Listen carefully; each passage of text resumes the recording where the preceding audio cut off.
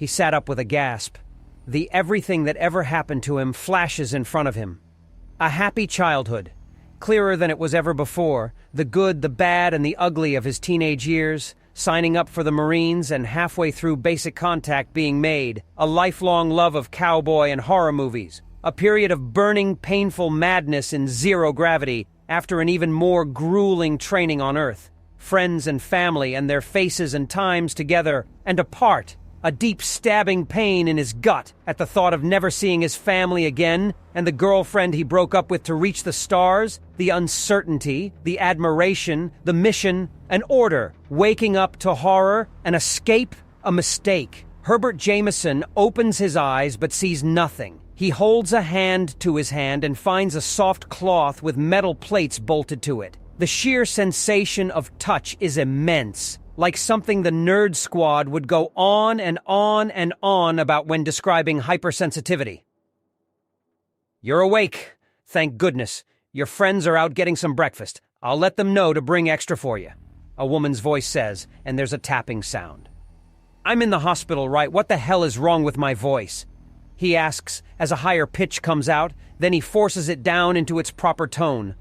It's rough on the throat, though. He reaches up and all but tears off the cloth before flinching at the sight of the black, chitinous creature in front of him. No, no, no! I won't hurt you, I swear!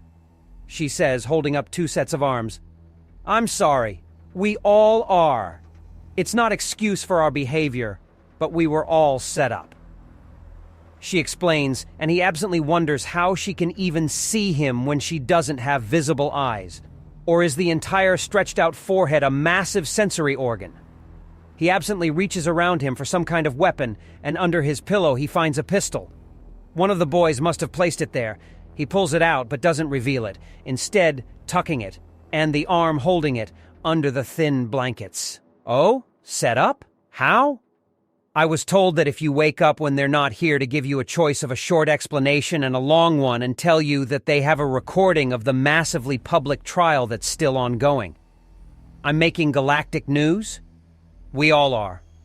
She says wryly, and there's an unfamiliar musical jingle. She pulls out her personal communicator. Your friends want to know if you prefer sausage, bacon, or standard muffin. I don't understand. 3 different types of meat to go on a breakfast sandwich. Tell them yes, I'm hungry to the point my leg looks tasty, extra hash browns, and the biggest coffee if the cafeteria is doing a McDonald's day. He says before holding up the thing that had been on his head. So, what's this thing? I'm not a medical student, so I don't know the official name, but it keeps your memories intact during a healing coma. Without it, then the restoration would wipe out your memories too. Apparently all the memories flashing back to you when you wake up. Is it giving all the memories back after copying them? I wouldn't know. I've never needed a full healing coma, she says, and his eyebrows go up. Are you implying that reversing the aging process is something you people just do as part of the healing process? He asks, and she shrugs. Bonkers. The galaxy is bonkers. Oh, like you humans are any less strange. I mean, really? Who dives out a skyscraper window to escape his loving wives? Lady, you look like the xenomorph from Aliens. I know. Do you want to know what happened? She says somewhat tartly.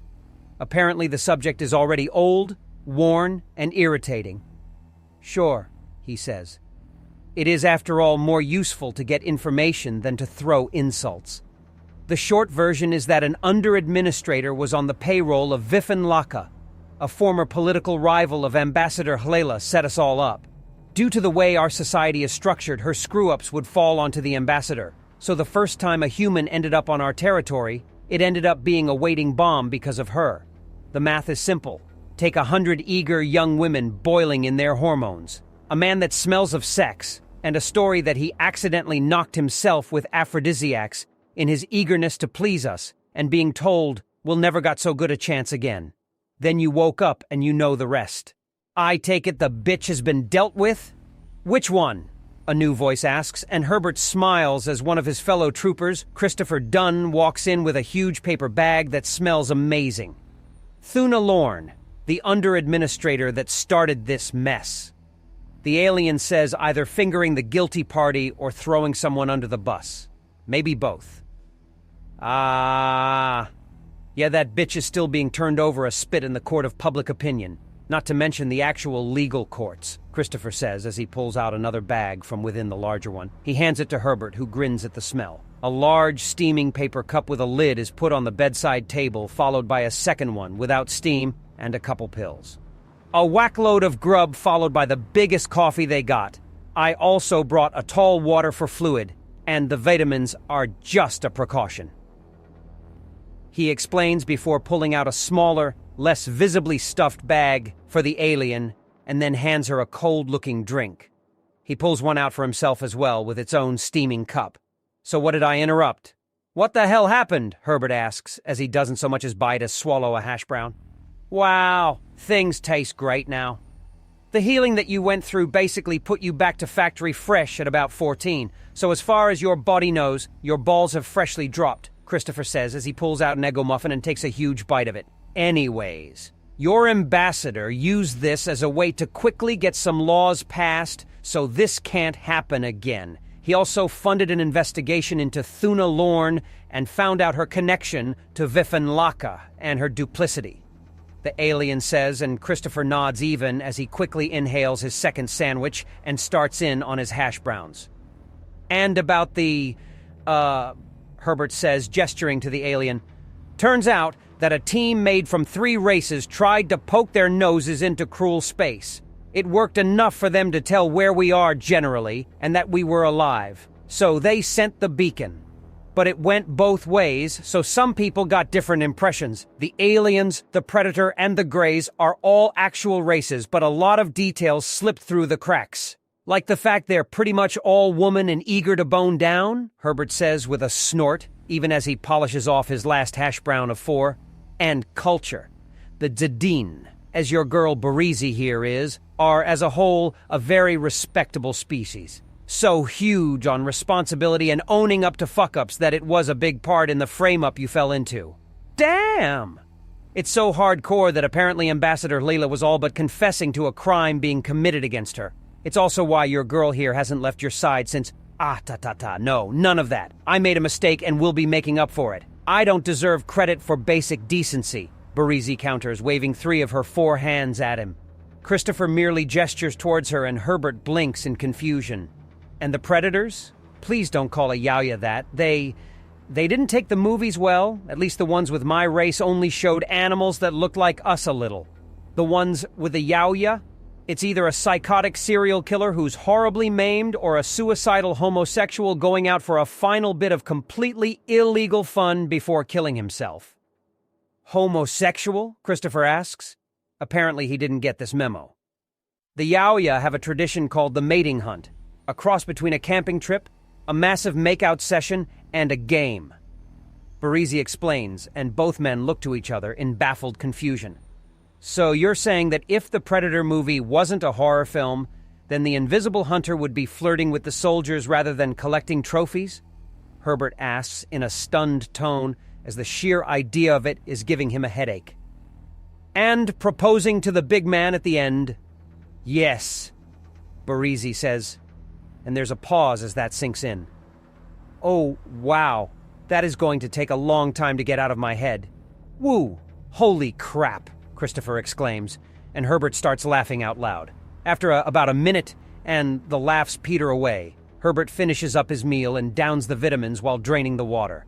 So what about the Greys and the whole probing meme that went around? Herbert asked before slowly drinking the remaining half. Apparently, one of the scientists had not only a hardcore fetish, but was indulging it that day, Christopher says as Herbert is drinking the last mouthful of water. The timing is perfect, and he immediately starts to choke to Barizi's distress. How the hell does that even get confessed? Herbert demands as he finally manages to cough out the water that he'd inhaled at the sudden intake. Sir Philip is not a man to mess with. If he's going in soft, then you'll give him your deepest, darkest secrets and not even notice. If he's going in hard, he doesn't even leave a stain as he tends to clean up after himself, Christopher says, and Herbert considers it for a moment. So I'm still married, from what I understand, Herbert asks, as he watches Christopher's pattern. He's jonesing for a little revenge. He can't help but notice Barizi flinch a touch. That's right.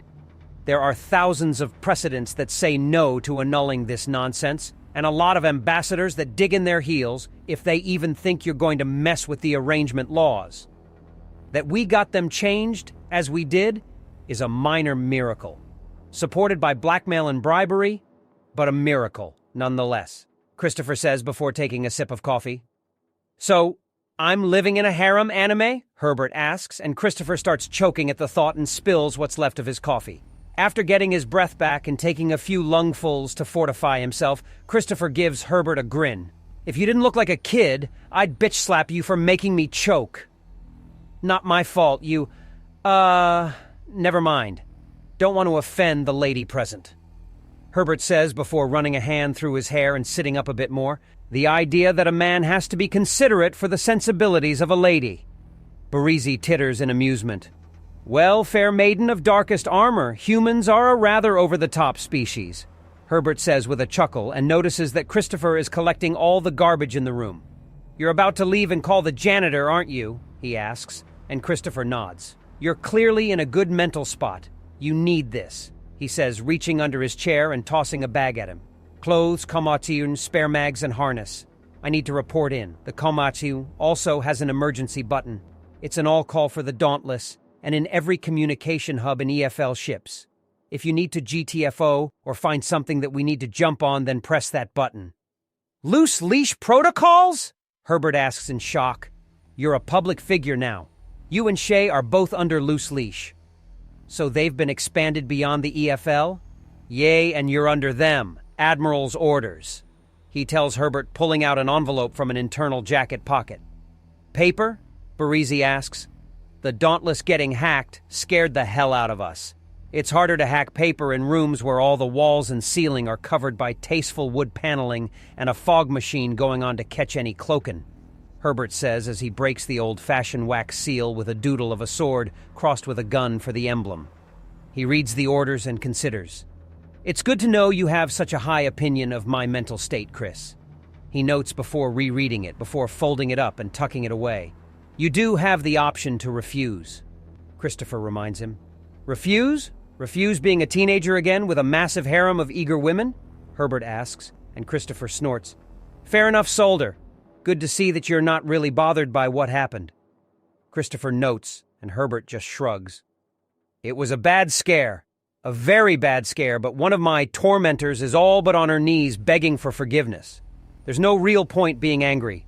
Besides, I went from drugged to adrenaline to axiom to fouling. Until I bounced it off a rooftop, I was halfway convinced it was a fuck-it-up dream.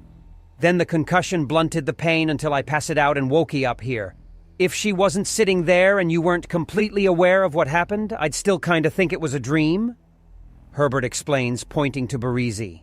You're fucking crazy and you're getting therapy anyways. Oh, by the way, their most common pets are facehuggers minus the wang, Chris says, walking out. What? Herbert demands in shock.